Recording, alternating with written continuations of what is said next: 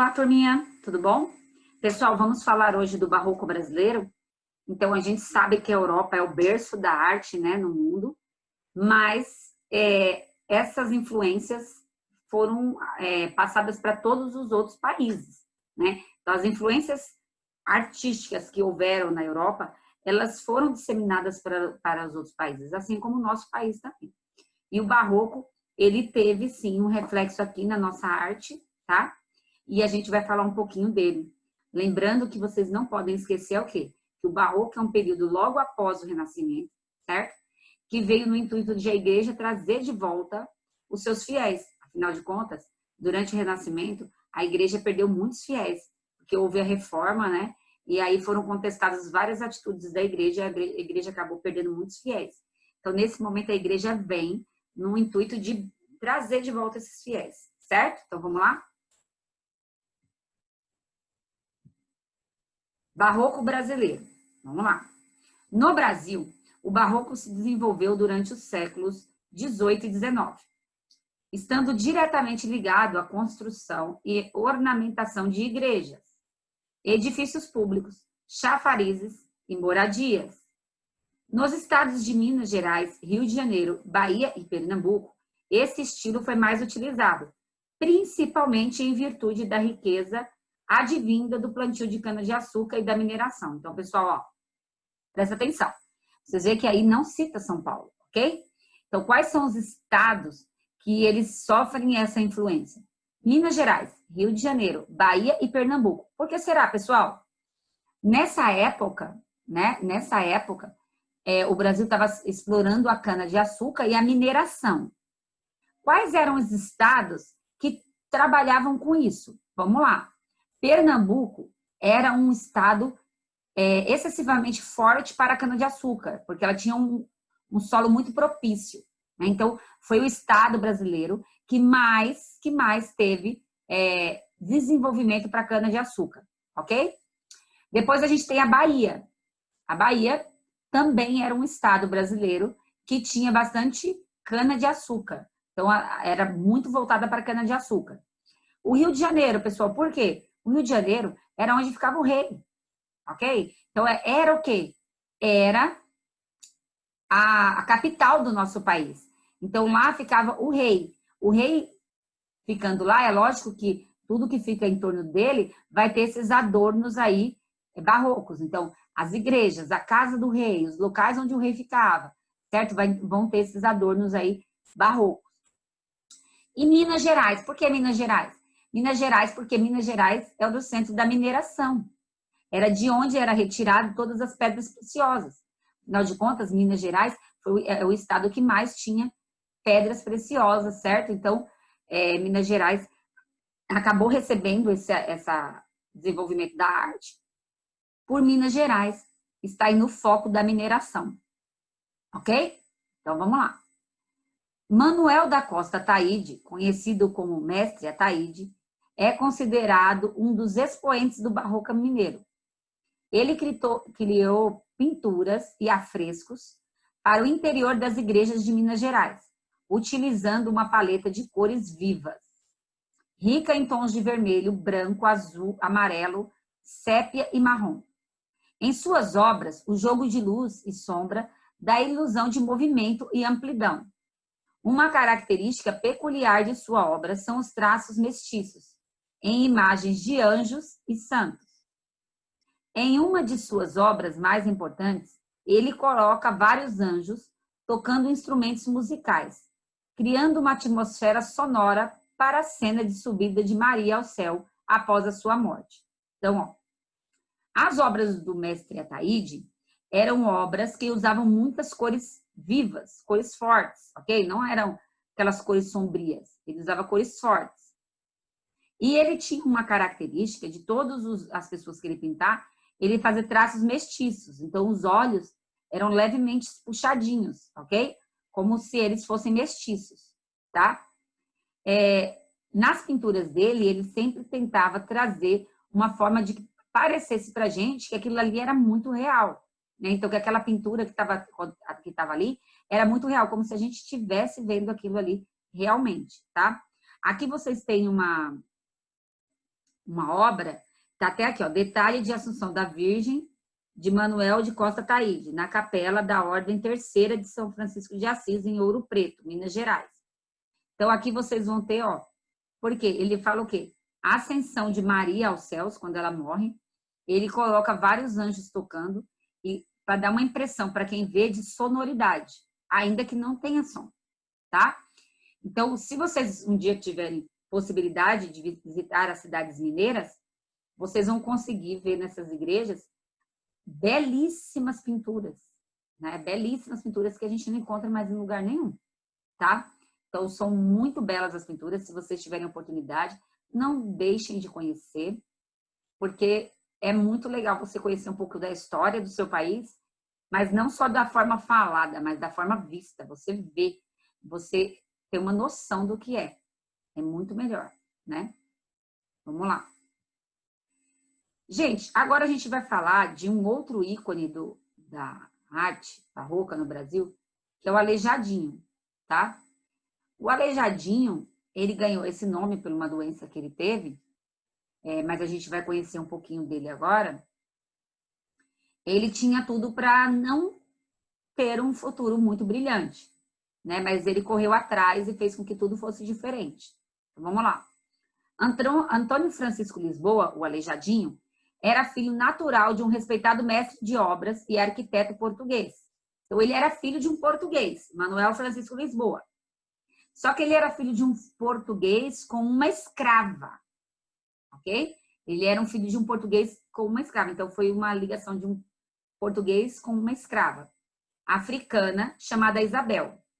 Na certidão de batismo, invocada por Bretas, quem tinha feito a pesquisa, consta que Antônio, nascido escravo, ele nasceu escravo, afinal de contas a mãe dele era escrava, foi batizado em 29 de agosto de 1730, na cidade de Vila Rica, em Ouro Preto, na freguesia de Nossa Senhora da Conceição de Antônio Dias, tendo como padrinho Antônio dos Reis e sendo alforriado na ocasião pelo seu pai e senhor. Então, ó, o pai dele era o senhor dele, era o proprietário dele, porque ele nasceu dentro, né? A mãe dele, que era escrava do pai dele. Né? Ela deixou de ser escrava porque ela acabou se casando com ele. E o filho, quando ele nasce na condição de escrava, haja vista que a mãe era uma escrava. Mas aí o pai alforria o filho, ou seja, dá liberdade a ele para que ele não seja escravo, ok? Na certidão não consta o nascimento da criança. Pode ter ocorrido dias antes. Isso acontecia muito antigamente, pessoal. As pessoas não registravam com um dia realmente que a pessoa tinha nascido, ok? Em 1738, o seu pai casou com Maria Antônia de São Pedro, uma açoriana. Então, ela via provavelmente da ilha de Açores, ok? E com ela deu 4 meio-irmãos Aleijadinho. E foi nessa família que o artista cresceu. Desculpa. O conhecimento que Aleijadinho tinha de desenho e de arquitetura foi obtido do pai dele, porque o pai dele era arquiteto português, ok? Então, ele aprendeu com o pai dele os desenhos, as pinturas, ele aprendeu com João Gomes Batista. Terá frequentado o internato, ele frequentou o internato, ok? Do Seminário dos Franciscanos Donatos do Hospício da Terra Santa, em 1750. Até 1759, em Ouro Preto. Então, em Ouro Preto, ele ficou 9 anos dentro desse seminário, né, dos franciscanos donatos, do Hospício da Terra Santa. E ele aprendeu gramática, aprendeu latim, aprendeu matemática e aprendeu religião. Em 1756, ele foi ao Rio de Janeiro com o Frei Lucas, lá desse seminário, né? Que esse Frei Lucas, ele era um transportador de ouro e diamantes, que eles iam transportar lá para Lisboa. Então, ele foi com ele. E lá, quando ele foi para o Rio de Janeiro, ele acabou o quê? Ele acabou percebendo as influências dos artistas que viviam no Rio de Janeiro. Então, ele começou a aprender um pouco mais. 2 anos depois, ele criou um chafariz de pedra de sabão lá no Hospício da Terra Santa. E logo em seguida, ele se lançou como profissional autônomo. Então, depois dessa obra que ele fez, esse chafariz, ele acabou sendo convocado aí para fazer outras obras, ok? Porém, pessoal, como ele era negro, né, ele era mulato, Muitas vezes ele foi obrigado a aceitar contratos como artesão diarista e não como mestre. Então, quem fazia essas obras de arte eram considerados mestres. Ele não era considerado um mestre. Ele era considerado um artesão diarista. Por quê? Porque ele era negro. Então, naquela época existia ainda muita resistência com os escravos, né? E mesmo que ele já fosse, que ele tivesse sido alforriado, para eles tanto fazia, tá? Aleijadinho gozara de boa saúde e apreciava os prazeres da mesa e festas e danças populares. Ele gostava muito de dançar, de comer, de ir para festas, né? Mas a partir de 1777, ele começou a ter sinais de uma grave doença que, com o passar do ano, deformou todo o corpo dele e prejudicou o trabalho dele, causando grande sofrimento a esse artista. Até hoje é desconhecida a exata natureza do mal que ele teve. E várias propostas de diagnóstico foram oferecidas por diversos historiadores e médicos. Mesmo com crescente dificuldade, ele prosseguiu trabalhando intensivamente até a morte dele. Houve um tempo em que ele precisava de ajuda, né, para poder desenvolver as atividades que ele desenvolvia, tá certo? Aí em cima vocês têm uma imagem do Santuário de Bom Jesus de Matozinhos, que fica em Congonhas, Minas Gerais, na cidade de Congonhas, Minas Gerais. Toda ao redor dessa igreja, pessoal, existem essas esculturas feitas pelo Aleijadinho, ok? Aqui tem uma pergunta assim: observe a fotografia e identifique os elementos do barroco brasileiro que correspondem ao barroco europeu. Então, olha lá, como é que eram as obras do barroco europeu? Como é que eram as igrejas do barroco europeu? E aí você vai dizer quais os elementos que se parecem com o barroco brasileiro, ok? Um dos principais representantes do barroco brasileiro é o Aleijadinho, responsável pelo extraordinário conjunto escultórico no Santuário de Bom Jesus de Matozinhos, em Congonhas. Lá estão as esculturas dos 12 profetas, feitos em pedra de sabão, certo? Pessoal, pedra de sabão é um material que suporta temperaturas altas, sem modificar as suas propriedades, ok? Então, ela é bastante resistente e por isso esses artistas costumavam utilizar para quando fosse colocar essas esculturas em local que sofreria a ação do tempo, ok? Aí embaixo está assim, ó. Antônio Francisco Lisboa foi escultor, arquiteto, entalhador e carpinteiro. Tornou-se conhecido como Aleijadinho e em função de uma doença que afetou e deformou terrivelmente os membros do seu corpo, principalmente suas mãos. Nasceu em Ouro Preto, quando essa cidade ainda era Vila Rica, capital da nova capitania de Minas Gerais. Era filho natural de Manuel Francisco Lisboa, arquiteto português, e Isabel, escrava africana.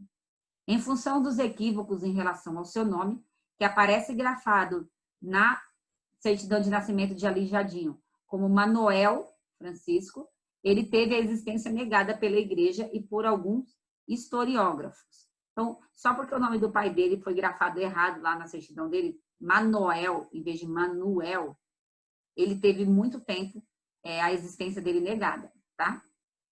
Em sua fase mais produtiva, no fim de sua vida, então, ó, a fase mais produtiva dele foi no fim da vida dele, quando ele já estava doente, ok?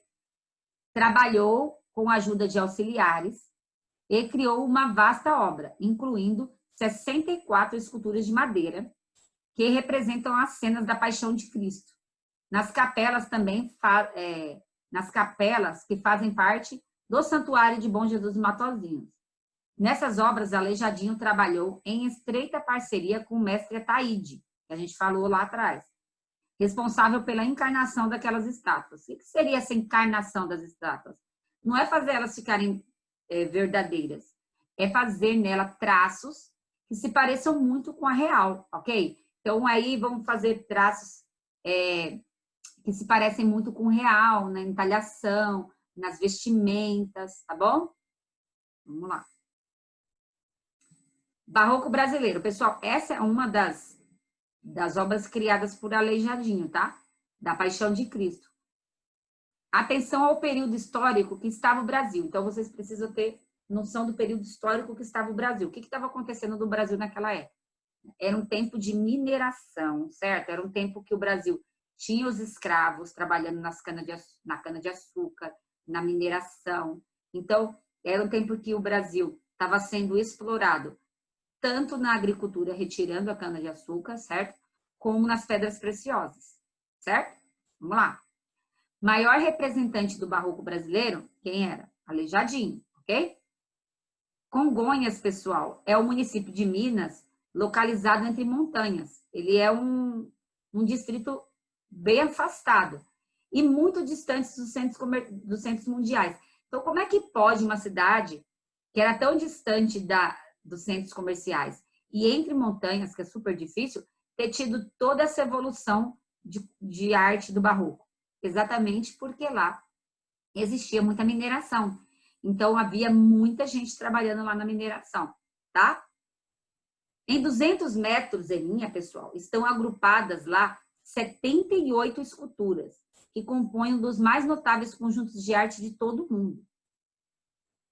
Olha só, 78 esculturas que o Aleijadinho fez lá, ok? Há 66 imagens representando os passos da Paixão de Cristo. Então, 66 imagens são só para passar, para mostrar a paixão de Cristo. Então, a história que a gente conhece de Jesus sendo crucificado, né, sendo julgado, ele fez os passos dessa estação da Via Sacra, ou seja, as 7 estações da Via Sacra. A ceia, o horto, a prisão, a flagelação, a coroação de espinhos, a cruz nas costas e a crucificação. E aqui vocês têm o quê? A ideia aqui dele, o quê? Com a cruz às costas, tá? Essa foi uma das imagens que tem lá, tá bom? Abrigadas em capelas após a morte de Aleijadinho. Essas imagens, elas estão em capelas. São 7 as estações da Via Sacra. Então, no começo, eles pensaram em fazer 7 igrejas para abrigar cada estação da Via Sacra. Porém, eles só construíram 6, tá? Então, a última capela, ela tem as 2 últimas, que seria a cruz às costas e a crucificação, ok? Vamos lá. Aqui vocês têm, aqui do lado, todas as esculturas feitas que ficam lá na igreja de Matozinhos, que são os profetas, ok? Estudiosos da vila e obras de Aleijadinho dividem o trabalho do artista em 2 momentos. Antes da doença, diagnosticada em 1777, e após o início dela, sendo este último o período mais fértil, foi o período que ele mais criou, que ele mais teve ideias. Como entalhador, fez o altar da igreja de São Francisco de Assis, na cidade de Ouro Preto, mas foi como escultor que ele demonstrou seu talento como artista. Aos 70 anos, esculpiu em pedra-sabão uma das obras mais impressionantes, os 12 Profetas, para adornar o adro da igreja do Santuário de Bom Jesus de Matozinhos. Então, aí, já na fase que ele já estava doente, né, ele cria essas 12 obras, que são os 12 profetas. Tá bom? Bom, agora é com você, pessoal. Vocês vão responder para mim lá na página 17, aquela questão que eu falei lá da igreja de Matozinhos, ok? Para vocês verem qual é a relação que tem do estilo europeu com o brasileiro. E, para a nossa nota agora de bimestre, vocês deverão fazer para mim, fora aquelas atividades que vocês estão me entregando, elas vão valer uma nota. E a outra nota vai ser essa que vocês vão me entregar, ok? Então, eu vou ter 2 notas. Uma das páginas que vocês fizerem e mandaram para mim, e outra que vai ser essa escultura que eu vou pedir. Essa página 17 não precisa me mandar foto, tá bom? Não precisa mandar foto dela. Agora, a escultura, vocês vão fazer o seguinte. Vocês vão escolher o material que vocês querem fazer. Se vocês querem fazer essa escultura com argila, ou se vocês querem fazer essa escultura com massa de biscuit, certo? Vocês vão escolher qualquer escultura aí da época do barroco, qualquer uma que vocês quiserem. Pode ser do barroco europeu, pode ser do barroco brasileiro. Você vai escolher qualquer uma. E você vai tentar recriar essa obra, recriar essa escultura. Da maneira que você conseguir. É lógico, você não é um profissional nisso. Mas você vai tentar fazer ela E depois que você conseguir fazer e ela estiver sequinha, aí você me manda a foto dessa escultura que você fez. Certo? Então, beijos. Não esqueçam que é para nota. Certo, pessoal? Fiquem com Deus. E façam as atividades. Não deixem para a última hora. Tchau, tchau.